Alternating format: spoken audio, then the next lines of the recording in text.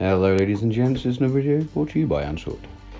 So if you look at my other two videos, I did one about the kit list that you need for collecting queens and another one on what we do when we collect a queen. So this one's going to be about, we've progressed from that point, she's laid an egg, she's got some workers, and where do we go from there?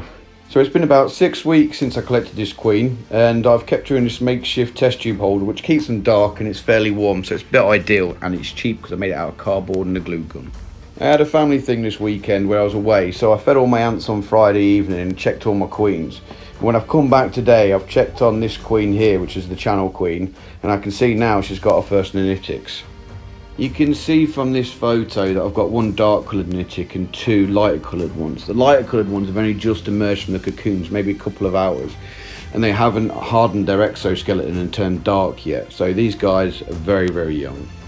Being a Lagus niger, or Niger, whichever way you pronounce it, she's a fully colostral queen, which means she doesn't go out and forage for food. So while she's caring for these eggs and feeding the young, she's doing it from the fat reserves in her wing muscles. So as you can imagine, she's going to be a bit peckish. Now in nature, the nanitics will burrow out of the foundation nest and go hunting for food. But we need to do that because obviously they haven't got an outworld yet. I'm about to show you how I do it, but it doesn't mean it's the be all and end all of ways. You might find your own ways of feeding them, but watch and see what you think. As you can see here, we've got some young larvae, so I know that I'm going to need to feed some protein to them to give them the best start in life. But it's also the queen needs to resupply her protein stocks as well so she can produce more eggs. Granted, she's got quite a fair few cocoons and larvae and some eggs cutting around as well somewhere, but she's going to need to replenish those supplies so she can be strong, and the workers can get a good, the larvae can get good source of protein so they can grow strong too. What I like to do is get little squares of clean film and then make them into little feeding trays. Now, some people put food straight into the test tube, and I'm not saying that's wrong, but the honey's going to get onto the test tube and then rubbish is going to stick to it and potentially mould. The great thing about doing these is once they've had the fill, the ants tend to put their rubbish onto it, so it's really easy to clean up the test tube when you've got this. And all I've done is fold it over the end, make a little cup, fold over the end so the honey doesn't leak out, and flatten it down so it doesn't roll about all over the place. For the protein, I've still got some of those annoying little crickets left over, so I've cut it up and cut it right down the middle so the ants can get easy access to the insides, because we don't want anything with a massive exoskeleton, because the nanitics, especially Lagus nigers, which haven't got the strongest jaws, will struggle to get into it. So I've made sure I've got plenty of access for them. And here now I apply some honey. Now see, what I've done here is it needs to be a tiny drop, but even that, what I've got there is a bit too much. So what I've done is sucked a little bit back up. Problem is, if you leave too much of a puddle of honey in there, they will get stuck and they will drown, and potentially you can kill all your nanitics off and the queen has to start all over again, which isn't good.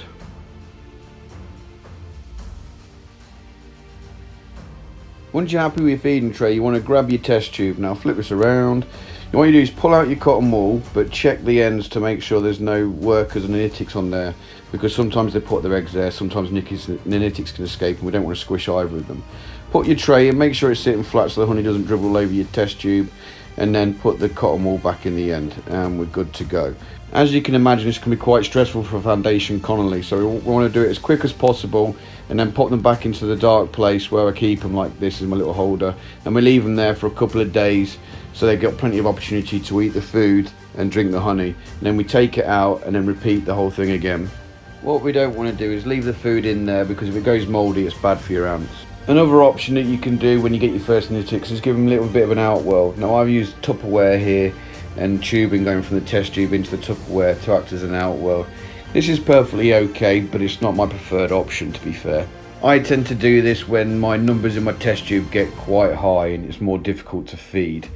Now, it's a question that people often ask is, when do you stop feeding them in the test tube when you give them an outworld of some shape or form?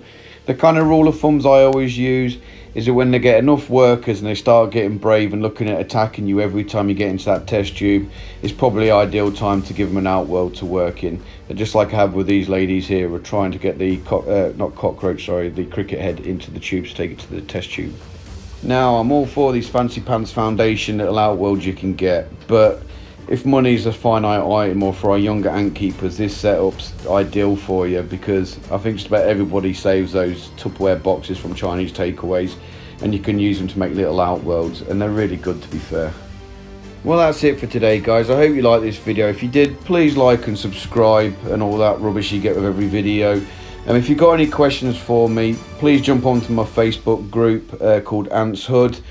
Ask any questions. I'm on there most evenings. But I do hope you like this video, and I hope to see you on my next one. So bye-bye for now.